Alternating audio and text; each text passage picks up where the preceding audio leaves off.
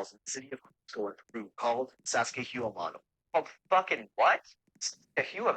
I said this earlier, I'm not normally one to roast people for the way they pronounce things, but then I found this Reuters article. But you couldn't fucking Google that? Saskatchewan. It's an even funnier name. It sounds like sexy woman. And, I mean, what's not to love about that? Over 11,000 kilometers away. How old are these walls, sir? Mainstream history will tell you they were built around the 15th century. Mainstream history? But researchers recently uncovered a writing system built directly in the blocks of these walls that's well over 30,000 years old. I can find no evidence of this writing system being 30,000 years old. I really don't know where he gets that from. But this is more hyperdiffusion shit. You see, he does this a fucking lot. He's like, this thing looked like this thing, red line between them. This thing looked like this thing, red line between them. Atlantis. It doesn't take an archaeologist to figure out that the reason there's so many structures that look kind of similar to each other and have similar building techniques all around the world is because they were all working with the same fucking materials, Philip. There's only so many ways you can stack rocks up. Another little interesting thing that I'm thinking looking at this, so I've been to Saskatchewan, and the reason that the stones are carved like this is because they are in the Andes Mountains.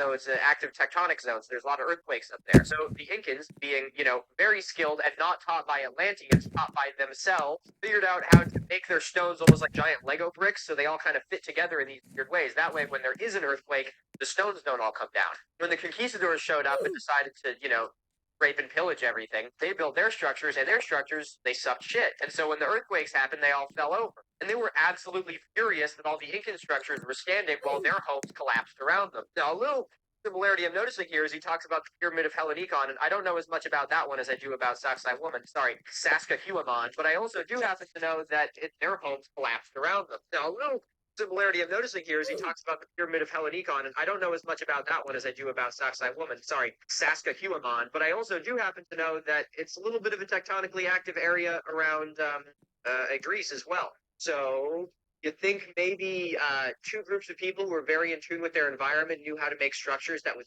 survive there a long time? Or do you think the fucking aliens... Again, a topic that deserves its own video. No, it really doesn't deserve its own video, Philip. Just don't even bother. Why don't you make a video about something actually interesting? You're literally talking about fucking Woman.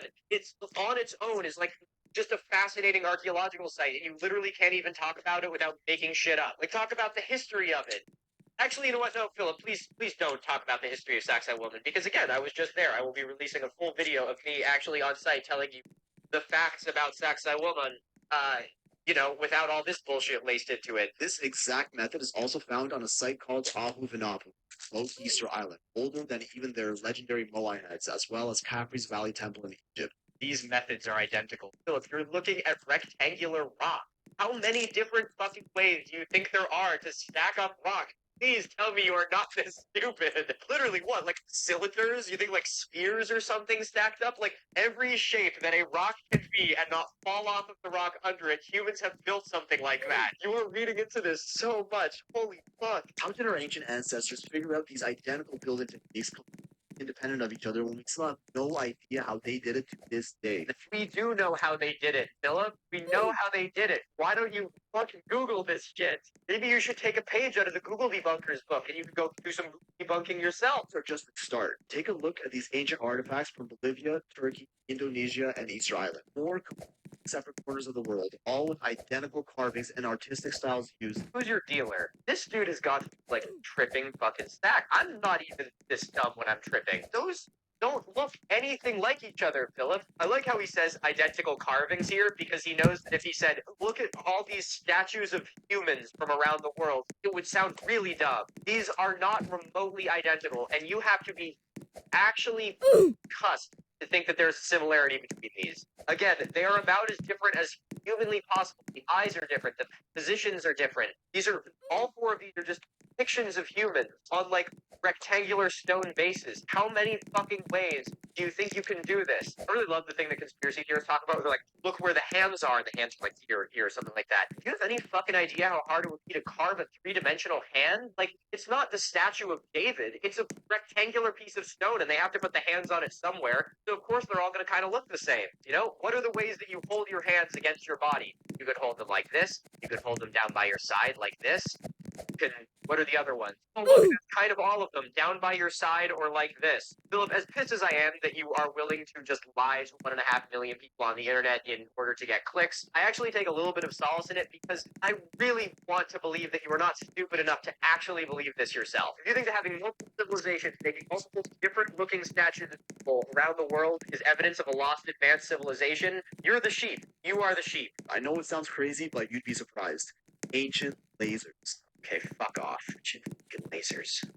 Got fucking Theta Chi here talking about ancient fucking lasers. From these perfectly cut stone patterns in Bolivia to the unfinished obelisk at Aswan and the boxes at the Serapeum of Saqqara in Egypt, made of granite, one of the hardest materials ever, with insane accuracy, only achievable with today's technology. I only noticed this morning in watching this video back, but did you catch that? Philip just called granite one of the hardest materials ever. We're gonna get into the granite cutting bullshit in just a second here, but granite has a hardness of between 6 and 8, which is decidedly not one of the hardest materials ever. Now, I get it, it's on the harder end of the spectrum, so I could chalk this up to hyperbole, but I've listened to enough shitty conspiracy TikToks to know that the way that they sell these theories is by making the achievements of ancient people sound way harder than they actually were, so they can suggest an outlandish explanation. So vocabulary like this is just a great way to trick your brain into thinking, wow, that's like absolutely impossible unless you have fucking lasers. So yeah, maybe it's a little nitpick, but listening to the vocabulary that Philip uses through these videos, it's very, very manipulative, and I feel the need to point it out so you guys can be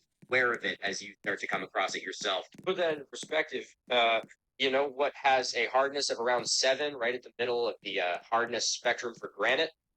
Porcelain. Now, granted, or should I say granite, porcelain is a lot more brittle than granite is, but I still don't think I would ever hear anyone describe porcelain as being one of the hardest materials ever. He's just showing examples of stone working around the world. Also, did you guys catch that? Only achievable with today's technology. That line, only achievable with today's modern technology. No, it is not. You are yet again moving the goalpost. Instead of actually supplying evidence for what you're saying, you are casting doubt on anyone who says that you're wrong. Notice how he's not actually showing any evidence for an ancient laser technology, like an actual machine capable of doing this. All he's doing is showing some sort of work that ancient people did and then saying that it would only be possible if you had this. There's no actual argument there. He's literally just yapping. The Al Nasla rock in Saudi Arabia literally looks like a giant laser beam just cut right through it. Meanwhile, the Kailash Temple in India, which was somehow cut into a cliffside with perfectly symmetrical hallways carved with copy-paste level precision. Not to mention the perfect doorways carved into Barabar caves thousands of years earlier. Philip, Will you shut the F? long You shut the fuck. making videos about the actual truth of these sites. You have mentioned fucking like 15 sites in the last, 2 minutes, all of which actually have like real history and research around them. Why the fuck are you not talking about these? There you go. There's an idea for you, Philip. Take this little map that you have up on the. Why don't you make a 2-minute video about each one of these sites? People would love it. And you know what? Even if it doesn't get 30 million views, you can rest your head at night knowing that you're not lying to children. Similarities of ancient just tells us that they all had some sort of external influence that guided them, which they actually reported directly into their stone tablets, rock carvings, and hieroglyphics. Alright, that might be enough for now. I think I'll save that for another video, so keep an eye out for that one if I don't disappear for that. You're not going to disappear, Philip. You're just going to get this video made about you, live forever on the internet, and probably a lot of comments saying debunkers. Obviously, the whole masonry thing is an example of hyperdiffusion, and we've been over that a lot. You kind of heard at the end here. The next place he sort of takes this is not only that the masonry techniques are very similar around the world, but that you needed some sort of ancient lost high technology in order to create them. And a big way that he backs up a lot of these claims is through discussions of precision. Each side of it is also about 75 feet long and all within 2 inches of the same length as each other. That's a 99.98% range of accuracy. Once again, on par or even better than modern architecture. It's not better than modern architecture, Philip. I don't know if Philip has ever met anyone who actually works in the trades, or someone who's talented. But he talks about these ancient monuments they were actually built using modern technology, and they were not. Don't get me wrong, they're really fucking impressive because ancient people were really good at doing a lot with a little. But to say that it's something that's only achievable with modern technology is just completely wrong. You are literally looking at a giant pile of evidence that is wrong. At the base is perfect level of an inch, something that's leading. Fucking stupid, Philip. Yet again, missed the opportunity here to actually talk about the history of for you. One of the theories for how they managed to get the base of the pyramid